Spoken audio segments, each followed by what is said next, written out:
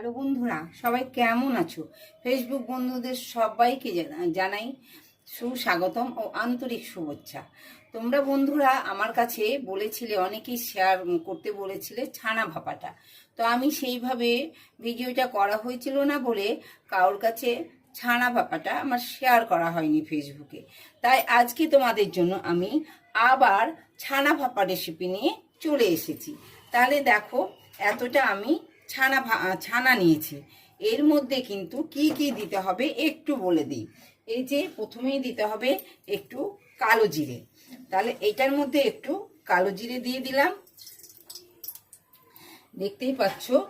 এইবার এখানে একটু হালকা হলুদ অ্যাড করতে হবে।